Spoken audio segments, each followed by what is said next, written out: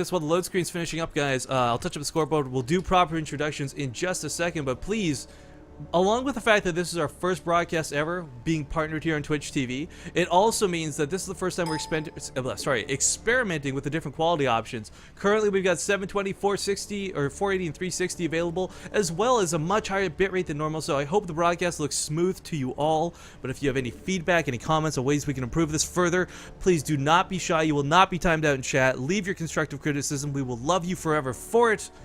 But let's get into this all proper, like spawning here in the lower left corner of the map. It's your blue Terran for EG, no longer lady call, ThorZain. And in the bottom right-hand corner, as our red Protoss player, up 1-0, currently undefeated today, we have WhiteRaw. Man, he undefeated so far. That is a great record. Yeah, I mean, it's only 4 games in, but still not dropping a single game is just awesome. It's stellar at this point, and when you're up against someone like ThorZain's caliber, you always have to be a little worried about this. Yeah, ThorZain is just such an incredible player. I mean, like, even in the last series against Biffy, I mean, not like he's a bad player, but WhiteRaw has just been playing phenomenal today. Good decision-making, hasn't even been relying on tactics. He's just been playing solid. So let's talk a little bit about this map, because it's such an interesting map, and a lot of players might actually not know about this. This map was a short-lived map, I would say. It's very interesting, because your natural base, you know, it's got a tight choke. Actually pretty good, but you have to be so wary of the backdoor destructible rocks.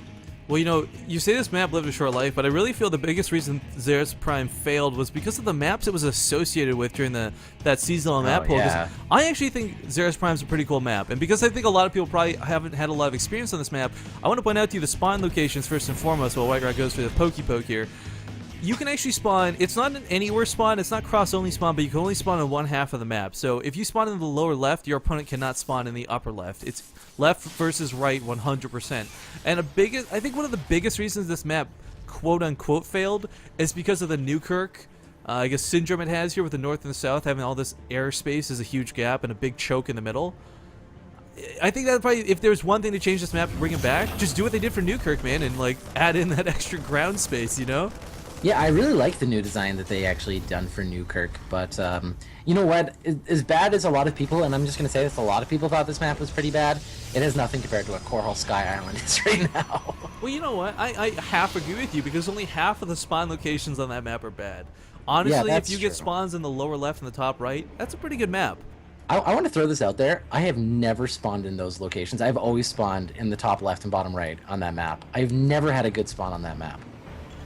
And just because chat seems to be all abuzz about this, guys, if you missed my thing, I said no longer part of Raid Call, so I don't know if that's what spurred the discussion, but no, it's sad to say Raid Call's ended their sponsorship with EG, but of course it's just tied into his name. Like, who wants to waste a name change, right?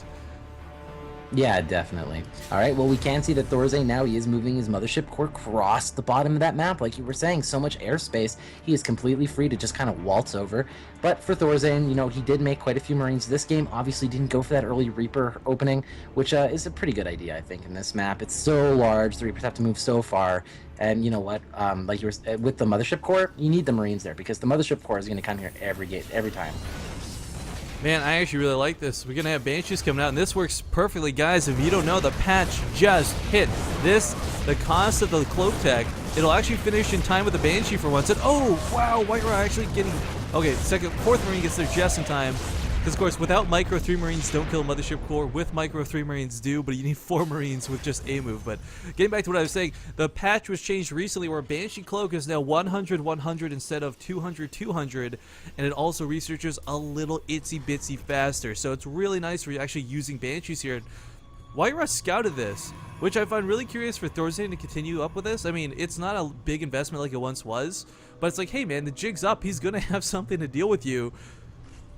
Yeah, I mean, behind this, he did throw down that robotics facility. The Observer will be the first thing to pop out, and there is still stalkers on the field to try to deal with this. So maybe he just wants to do it for some cute harassments and poking, you know, actually just kind of keep WhiteRaw on his base more than anything.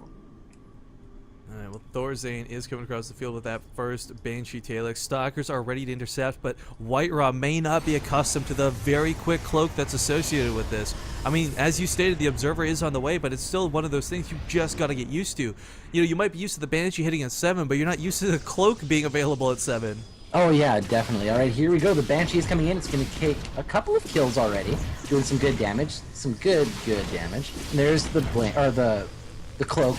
The Observer is on its way, but it's not out quite yet. Oh, actually, there's one over there. Never mind. Yeah, I was gonna say, I thought he had finished one up already, but Yeah, that's what I thought too. But I was like, oh, he's making another one. But you know what? There we go. The Banshee actually does manage to leave, and he did pull all the pros off that natural, as well as he did get 4 kills. So that was pretty good for him. definitely. I mean, and he retains the Banshee, which is the biggest part. Right now, that Banshee doesn't serve a big role. Neither will the second one. But let's say that, fast forward 20 minutes from now, High Templar on the field. You know what are really good at sniping off High Templar, Talix?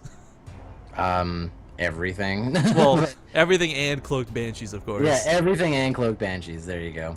Well, there's quite a few Hellions moving across right now. There is still just the one Widowmine really kind of defending this natural base that ThorZain's put down. It is going into an orbital command. So at least White Rod did have his expansion down a little bit faster, but it's hard to say that any one player is more ahead right now because now ThorZain's moving out with 2 Banshees. It's weird to consider, but if this was like the one map White Rod decided to go for like an Oracle proxy on, because like I think that's what he was best known for, the Oracle 3-gate all-in. Like, he would have crushed ThorZain just due to build alone. Yeah. But luckily, ThorZain's able to get away with this, and with 2 more Banshees coming in, of course, Banshees take on Stalkers pretty decently. Where's that Observer, though? 3 Banshees even, pardon me. All right, well, even more weapons going in. The Observer is here. Oh, Hellions run into the natural, though, Talix. Pros being pulled. Oh my god, they get the instant surround of ThorZain, and the Hellions are shut down immediately. Yeah, only a total of 2 workers were killed during that. All right, here we go. The Banshees are here. They're going to take out that one pylon. Oh, a great little pick off there. Oh, and it barely gets away. 10 health left on that Banshee. And he did supply block White Rod, which is another thing to note, taking that one down. White Rod now is making a Stargate, though. Yeah, it's about time, I feel. Yeah, I mean, with the fact that, ThorZain has completely invested into things like the Hellions as well as the Banshees, his mineral line is completely weak, so even just one Oracle could do a lot of damage. Yeah, I don't know if that was ThorZain doing the scroll in, scroll out trick to check out that Observer, but man, he just scanned atop his bunker and shut White Rod's vision down. And the thing about White Rod, we see him investing in the gravitic drive. He's going to get some war prisms on the field. He doesn't have time to build another Observer. So these Banshees are suddenly a little more viable than they were, like, say, 10 seconds ago. There's only the one lone Observer trying to keep with the army here. All right. Well, we're going to have to see exactly what both these players are going to be moving into now. Like you were saying, Colossus are on the way now, and as well as Chromatic Drive is on the way. Now, I'm a fan of the Beta Classics. This is just me, but think it's any possible that we might see a Colossus drop? I think it'd be really cool if we saw that happen. And you call it a Beta Classic. Honestly, I would call that like a Day 9 Fun Day Monday at this point. Yeah, these days, that's exactly what it is. Well, for those who don't know, to put this in some context, the reason we're getting excited about the Gravitic Drive is it makes Warp Prisms move ridiculously fast. I mean, like, fast as Stim Marines fast, and that's at a permanent speed. So whether it's a Colossus, whether it's Immortals dropping in, I mean, you can do a lot with a Warp Prism that moves that fast. Yeah, definitely. And, I mean, if you think about it, with that recent buff to them as well, I mean, that's just what makes them so fast. For the longest time, War Prisms did kind of get, like, turned away. People were just not using them as much. But with that increase, a lot of players, especially the Protoss, well, only the Protoss have been using it so much more these days. And I've been loving to see the different kinds of builds that people have been doing. The double Immortal drops with, great micro has been really good. It reminds me of the old... Oh, Talix, I got to interrupt you, man. We got a big drop coming to the main. 2 Medivacs fully unloading here. Trying to chase down these Stalkers, but running into some warping against Zealots. Yeah, getting out of there. Good move by ThorZain. Last thing you want to do is hug Zealots. All right. Well, he does actually manage to continue to drop that army. He's probably just going to be keeping him a little bit on the ground right now. He's got to be still wary of those Phoenix. But here comes the Colossus and the Stalkers right now. They're going to be doing some good damage. The Phoenixes are almost filling the role of the Mutalisks. They don't have bonus damage versus Medivacs, but they're so quick and they can attack while moving. So it's very difficult for ThorZain to maneuver around them. And of course, he's getting Vikings out now. But I mean, that's what White Rod wants. He wants, like, oh no, that's not what he wants. Losing the Phoenixes like that. That wasn't quite what he was looking for, but now he has to pull back because he's got to be really wary of those Medivacs. ThorZain, 2 base. White Rod did start taking his 3rd base now, and it looks like both players are kind of deciding on their tech paths at this point. I mean, ThorZain did throw down another Starport. He is making a couple of Vikings, and he knows the Colossus are on the ground, and he needs to be able to find a way to kill those off effectively. Yeah, and One thing actually, ThorZain's got the factory floating out as you typically would, you know, to go for scouting, because what Terran player uses bio at this point. I mean, some players are still using Hellbats, but I mean, he could float this over. He could go for a bit of a scout or something, I feel, but the factory's done nothing. It's just been floating here for quite some time. It's just kind of, it's just, you know, enjoying the view. The people inside are just like looking at the lava and like the trees and like, how are these two things so close to each other? There's an awesome lava waterfall. Oh, there we go. If you want to go on my camera real quick, Talix. This is like screenshot worthy. Like, it is awesome, the terrain on this map. Oh yeah, that's so cool to look at. But okay, Banshee's still trying to maneuver around the map. I love that ThorZain hasn't like said, all right, I wasted these, I'm just going to use them in my army in a move. He's still trying to tactically get in, pick off what he can, but there's cannons down at the bases. Whiteraw's very well prepared to deal with these. Yeah, I mean, he probably would be able to outrange and get a couple of these probes. He could actually probably get the pylon if he attacks from the south. There we go, some good pickoffs there. And I think, just so what you were saying, like, being able to use these Banshees still instead of just putting them in an army in A move really is what shows the different calibers of players. Players who can still micro multiple things. Ooh, there we go, the Photon Overcharge going down. The Banshees just put on their cloak and just move back at this point. There's an observer here, he can see but them. Look at this. Whiterow's so distracted with these Banshees, it's allowing ThorZain to walk in with his army, and he'll just take out this third. Oh, this is really nicely done. Distraction tactics.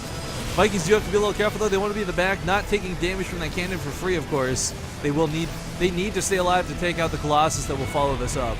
Yeah, it was a really great read there by ThorZain, knowing the entire army was not in position, was able to just come out there and do so much damage.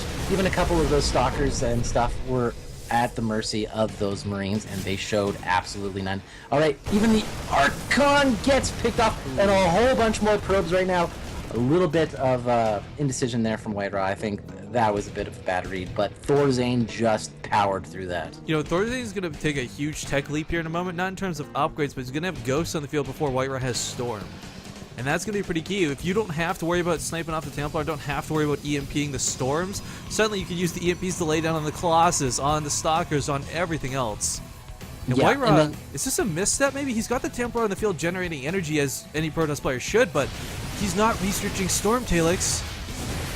Oh, that's really interesting. I mean, the Zealots do have charge right now, but he definitely needs the Storm. You can't just rely on Zealot Archon. I mean, it's a pretty good combination, but getting that Storm in there is extremely effective. You kill off so many Marines, and you force them into bad positions. Well, the big thing about the Storm is you use it when you can no longer rely on Colossus. When your opponent has that massive Viking count that you can't contend with, and your Colossus are starting to get one volley down, that's when Storms reign supreme, but ThorZain, man, he's actually not going to have to worry about that. I'm wondering if this is a mistake from Whiteraw because, again, he's got so many High Templar with his army. I mean, feedbacks are great. Don't get me wrong. He'll use them on the medevacs for sure, but where is the Storm, Whiteraw? Where is the Storm?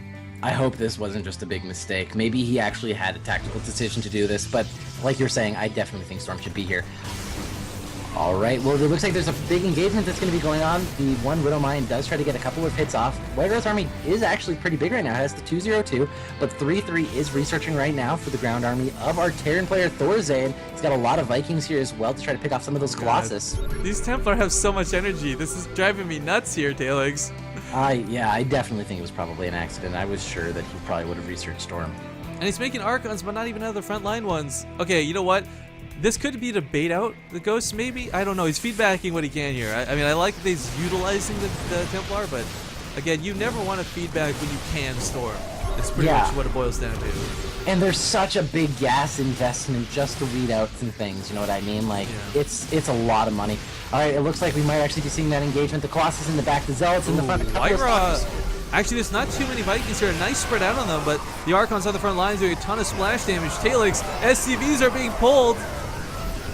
Wow, well there we go. You see all the Colossus actually do get picked off. There's still a huge army here from ThorZain. Whiteraw's army just completely fell, and there's the GG. I gotta tell you, man, I really think that was a mistake. Whiteraw is not the type of guy to just do what he did. Yeah, no, definitely. I definitely would have loved to have seen Storms there. I think they would have been very effective. And not only that, I mean, he did do the cute little feedbacks on the Ghost, but there wasn't that many Ghosts there. Storms would have been amazing against that Bio army.